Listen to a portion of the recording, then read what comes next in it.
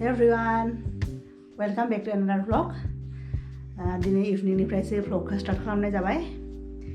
दिनै एक्चुअली जोंहा special day दङ आरो माने बुंनो थांबा आरो जों सानैनि थाखाय आरो सानैनिबो आरो स्पेशल डे. जिखि जाया माने जि खालिथ' हाबा जायो बा जि खालि माने अफिसियेलि फर्मेलि हाजबेन्ड एन्ड वाइफ होननानै एनाउन्स खालामजायो बि खालिथ' बयनिबो माने मेरिड कापोलफोरनि थाखाय बा हाबा जानाय इदि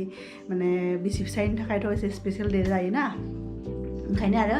दिनै जोंना एनिभार्सारि आरो जेखि जाया नोंथांमोनाथ' जोंनि प्रिभियास भिडिअ'आव माने गमनो मोन्दों जों इदि हाबा गिदिर खालामाखैमोन आं खारसननासो हाबा जादोंमोन बाट जि खालि आरो माने रेजिस्टार जादों आरो बे जोहोलावनि अफिसावबो एसे रेजिस्टार जायोना मोनसे डेट होनांगौ ना ओमफ्राय आरो जि खालि जोङो माने गामियाव थांनानै आरो जोहोलावनि न'आव माने बिदिनो आरो माने नेम खान्थिफोरजों माने हौवा हिन्जाव हिसाबै बा बिसि फिसाय हिसाबै गनाय जादोंमोन. दिनैनो आरो दिनैनि खालार खालिनो जोंना अफिसियेलि ओरैथ' जों माने आं जोहोलावजों खारसनना फैनाया जोंना 4 years जाहां आरो 4 years जायाखै बाट अफिसियेलि दिनै जोंना 3 years कमप्लिट जाबाय आरो बेहाय अर्डार होदोंमोन आरो आं बार्थडे केकखौबो बेहायनो अर्डार होदोंमोन नैबे उइननि साइडआव हम डिलिभारि खालामो आरो केकखौबो आं लास्टआव आंनि बार्थडे अर्डार होदोंमोन ना आं गोथाव मोन्दों आरो ओंखायनो अर्डार होदों बेबारबो. दा जोहोलाव फैबासो मा संनाय जायो नायनोसै आरो अलरेडि आं बुट दालि माने बयल खालामना दोनबाय साना दाल बुट दालि बानायसिगोन ओमफ्राय जोहोलाव अमा बेदर बानायगोन आरो गोसो जाबा बानायगोन गोसो जायाबा जेबो बानायला बे मोननैजोंनो जोंनि दिनैनि एनिभार्सारिखौ सेलिब्रेट खालामगोन आरो जोंना जोहोलावा फैगासिनो आं दरजा खाथियाव नेगासिनो happy anniversary. Thank you. Happy anniversary to you too. जोंना बिथाङा मोनफैबाय फाइनालि. बहुत खामानि. बिराद खामानिनो मेंदों. खामानि बारासो जालांबाय थादों आरो.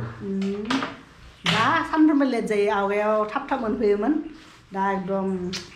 नों एक्सपेक्ट खालामनो हाया आरो दिनै जे थाब मोनफैगोन बिदि होननानै ओंखायनो आं एक्सपेक्ट खालामा आरो थाब मोनफैगोन होननानै. दा बे फ्रेस जाथोंसै बेनि उनाव नोंथांमोनखौ लोगो मोनसिगोन. जोंना अमा बेदर संगासिनो कुकिं pork meat.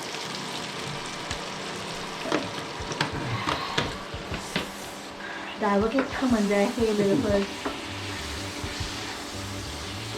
गरम मोनदों जिरादोंमोन थाबा आं बारा हाथारनाङाखै आं मोनजाया नायदोंबाबो बि जाया ओंखायनो बिहा हागा जायाखै आरो आङो दहाय फैनाय लोगो लोगो जि जानो लुबैनाय नुनानै आं दिनै जागोन गाबोनबो जागोन बासो बासो जाबाय थागोन. दिनै अमाया जोंना टेस्टि मोनामदों जानो. दिनै बारा ग्रेभि बायदि बानायाना दै होनानै फोरानना होबाय. दै होनानै फोरानना होगोन ओमफ्राय बिथिं दालि दङ आं दिनै जेबो सङा सब बिनाव दायित्व. नाउ आइ एम गोइं टु काट द केक. नै बेहाय दङ केकआ दिहुनसै लोगोफोर जोङो जेबो डेक'रेसन खालामाखै मा डेक'रेसन खालामनांगौ ना सानै मानसि आंसो माने केक काट खालामनायाव बारा इन्टारेस्टेड नङाना हि इज नट रमान्टिक. आं इदि केक हानानै सेलिब्रेसन खालामनो बारा मोजां मोना आरो उन्दैनिफ्रायनो खालामफेराखैना बेनिखाय बारा इन्टारेस्टेड नङा आरो बेयाव. सेलिब्रेसन होनबाथाय जोंनि न'आव अमा बेदर दाउ बेदर हैदों उनाव गाजा गोमजा खेबसे मोजाङै जानो मोनबानो बेनो सेलिब्रेसन आरो. दासो जेनेबा केकफोर आवगायावथ' मानसिफ्रा केक हायाखैमोन जोंनि बार्थडेफ्राव जोंना खालि फुजा होयो आलो बाथौआव आलारि बाथि सावनानै बुट प्रसाद होनानै ओमफ्राय पायस बानायो लुसि पुरि बानायनानै न'नि खाथि खालानि मानसिफोरखौ जाहोयो. ओमफ्राय जेब्लानिफ्राय जोङो देरबायना जोंनि आगैयाथ' उन्दैमोन आगैखौ जों केक बिदि अर्डार होनानै लासै लासै ट्रेन्डआबो फैबायना बिदिनो सोलोंबाय आरो दा थेवबाबो आं मोजां मोनो आरो दा बैसो जाबाबोथ' केक हानो हायोना. स्ट्रबेरियाथ' दहाय फुङाव फुजा होखांबायनो दा आरो फुजा होला दा अनलि केकखौ फर दा फर्मेलिटिस. आंथ' मोनजाया लोगोफोर केक जाबानो आंहा आरो गुजुनाय स्टार्ट जागोन. नामाथ' एसे जाखागोन आरो जोंना बेसेबां बोसोर जाखो 3 years. 3 years जाबाय आरो नांलायनानैबाबो माबा खालामनानैबाबो जोंना 3 years कमप्लिट जाबाय. दिनैबो नांलायनाय जादोंमोनसो आं मोनजानाय नङामोन केकखौ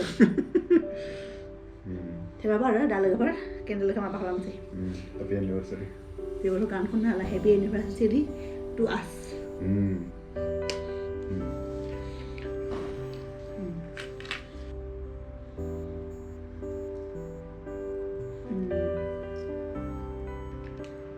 केकआ जानो गोथाव जाबानो जाबाय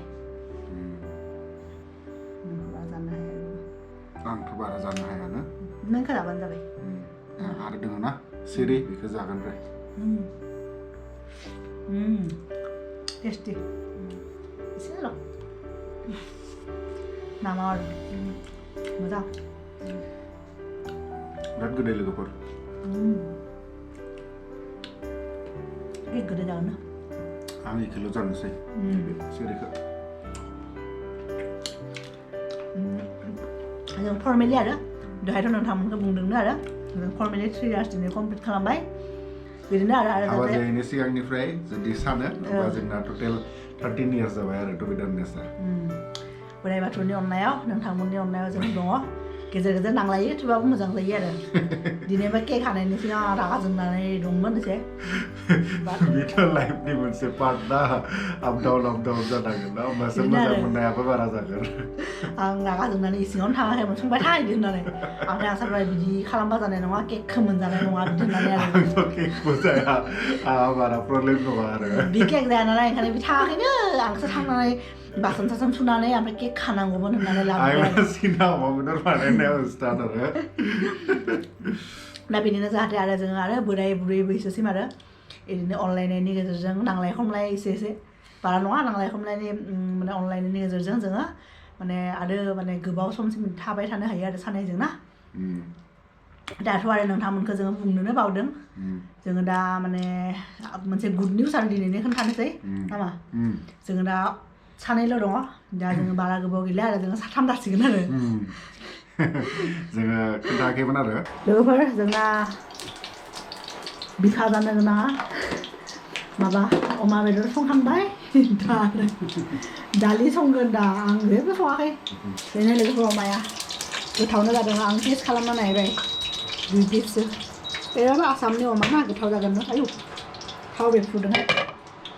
ओरैबाबो आसामनि अमाथ' गोथावनो जागोन ना ओंखायनो एसे संख्रिया एसे ज्रोम जादों आरो बे ज्रोम जानो लुबैदोंनो बेनि संख्रिखौ ओंखायनो आरो दा दालि संगोन बिदिनो ओंखाम आरो बे केक जाना लानानै उदैया बुंना दंना ओंखायनो जेसेबां लेट जायो एसेबांनो आंनि थाखाय मोजां आरो दा बिहासो उखैदों खोमा बिसो जेबो जायाखैना केकबो जाया बे जानो हाया केक जाबानो बिहा ओहो बिदि जागोन आंथ' पुरा मोजां मोनो मानो होनबा एकदम दाथ' माने डाइटिं साइटिं जेबो खालामनो हाया ना जि मोजां मोनो बेखौनो जानांगौ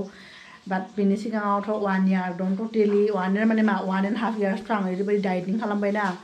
ओमफ्राय ओंखायनो बे समाव पेस्ट्रि केक जेबो जायाखैमोन दा एकदम सान्सावनो सान्स आरो सब मोनजायो बेबायदि सान्सखौ सोर गारगोन ना लोगोफोर हारसिं पुरा जाबाय थादों जायाबा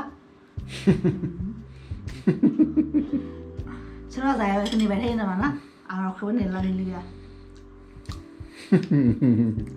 How is it? Yummy. Delicious. ओरैबायसा गोदै आं थुख्रासे जानायावनो हा अबस्था गैयै बायसा जालांदों आरो 1 piece जुदि जानांगौ पुरा कमप्लिट बा आंहाथ' हरसे माने गोजोन हागोन नै बेनिखाय जायैयानो मोजां आरो दा लोगोफोर सिगाङाव जोङो बुङाखैमोन आरो जोंना नर्थ इण्डियायाव मानसिफ्रा बुङो आरो 3 months जायाबा रिभिल खालामनाङा होननानै आरो जोंबो बेनिखाय खालामाखैमोन आरो जास्ट मोनसे ब्लाइन्ड बिलिभ आरो बेनिफ्राय दा जोंना अलमस्ट 4 months जाबाय 4 month बारबाय दिनैनिफ्राय 4 months बारबाय आरो जोंना 5 months गाबोननिफ्राय 5 monthsआव स्टार्ट जागोन आरो जोंना आरो बयबो सोंबाय थायोमोन ना जोंनि इउटिउबनि साबस्क्राइबारफोरा आरो आदा आब' नोंस्रा बाबु बा राजा रानि गैया नामा बिदि होननानै आरो जों आवगायावबो खोन्थादोंमोन जों Q&A भिडिअ'आव जों दासिम गैथ'वा जिहेतु कर'ना 1 year कर'नायानो थांबाय कर'नानि थाखायबो जोङो डिलेट खालामदोंमोन बाट फाइनेलि आरो बेसेबां कर'ना माला जोबो जेबोथ' गेरान्टि गैया ना ओंखायनो आरो इसोरनि अननायाव जोङो दा सानै दङ बाट फाइनेलि आरो 2021नि जुनसिम जोङो साथाम जाहैसिगोन आरो नोंथांमोननिबो बोर मोनगोन होननानै जोङो आसा खालामबाय आरो मोजाङै जाथों होननानै दा न'निफ्राय जोंना आइया फैगोन बेनिफ्राय बिनिया आइ आफामोना फैगोन दा नोंथांमोनखौथ' बुंबाय थादोंमोन ना जोङो न'आव थांनो मोना बे बोसोरावबाबो बेनोमोन आरो जाहोना बेनि थाखायनो जोङो न'आव थांनो मोनाखैमोन डक्टरा स्पेसियेलि पारमिसन होआखै आरो जिखिजाया जों जाय डक्टरखौ गायनि आरो जायजों जोङो कनसाल्ट खालामगासिनो बिथांनि रिकमेन्डेसन मोनालासे जोङो थांनो हायाना बेनिखाय जोङो न'आव थांनायखाय एबार केन्सेल खालामबाय आरो दा जोंथ' थांनो मोनाखैनो बेनिखाय न'निफ्रायनो मानसिफोरखौ लिंहरदों आरो दा बिसोरो आरो 1 मासनि उनाव जोंखौ बेयाव फैगोन आरो नायनो थाखाय फैगोन आरो मार्चआव फैगोन मार्चनि 18आव फ्लाइटनि टिकेट कनफार्म जाबाय आरो माने आइनिबो जोंनि आइनि आरो स्कुलनि सुटि गैया बारा ओंखायनो आरो एरैबाबो कर'ना होननानै 1 इयार बन्द' थाबाय दा ओंखायनो बिसोरो 3 बा 6 दिननि थाखाय फैसिगोन आरो बिसोरो जायखिजाया मोजाङै मोजां सब थिगानो जाथों अब्ला नोंथांमोना नायबाय थाबानो गम मोनसिगोन जों सानैनिफ्राय साथाम जानायखौ आरो लोगोफोर ओंखाम मोनबाय जोंना ओंखाम जानोसै आरो एबार बिसिबां थान्दा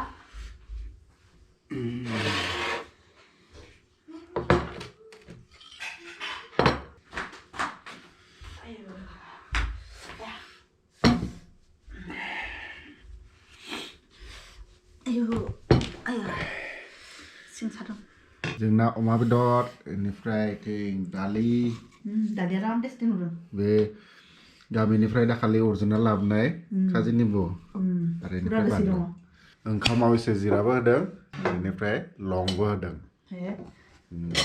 लं भिडिया आस एनिभार्सारि गाय स्पेसियेल आं माने सानगासिनो आरो दा जानो हागोन ना हाया उदैया बोरैबा माने मिथिया आरो केक जानायनोसो उदैया बुंनाय बायदि मोनबाय नामा ओरैयाबो आंहा दासान्दि गेजेर गेजेर उदैया बोरैबा मोनबाय थायो आरो दालिया पुरा गोथाव होदों पुरा गथाना बुद दालि दा आंनि फेभरेट बेदरखौ लानोसै आं अमा बेदरनि मेजेमखौल' मोजां मोनो दैथो बिनि भागा केक जाबायनो दा आंनि भागा आरो बेसो आसलि पार्टि आरो आंनि थाखाय आंनि थाखायबो बाट नायनोसै बेसेबां जानो हायो दालि इज भेरि टेस्टि दालिया पुरा गोथाव जादों दालियाव एसे माबाबो होदों घिबो होदों टेस्टि जानायनि आरो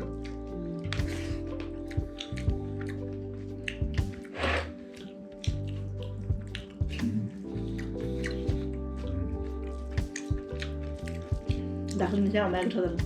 दाखालि फास जादोंमोन ना जोङो बेखालि एबारा थावनाय मोनाखैमोन बोरैबा मोनदोंमोन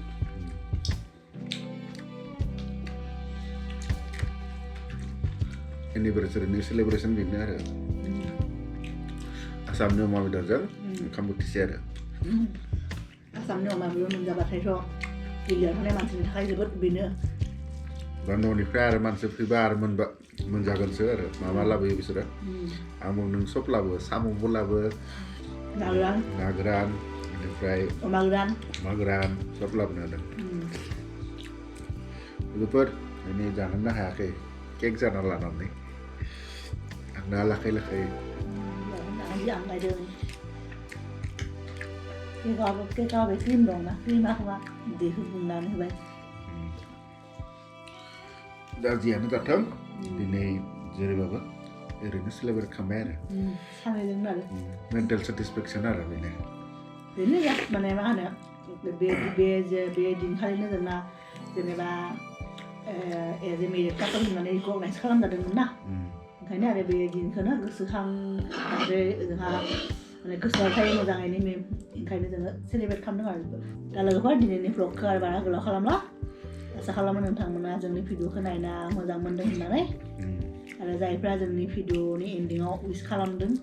बिथांमोनखौ थेंक इउ जोंना बे गुड निउसनि खबरखौबो नोंथांमोना मिथिबाय दिनै जों जे माने पेरेन्टस जागोन बेखौ नोंथांमोना दिनै गम मोनबाय ओंखायनो दिनैनि थाखाय एसेनोसै लोगोफोर नोंथांमोनखौ लोगो मोनगोन जोंनि नेक्स्ट भिडिअ'आव बाय बाय लोगोफोर बाय बाय गुड नाइट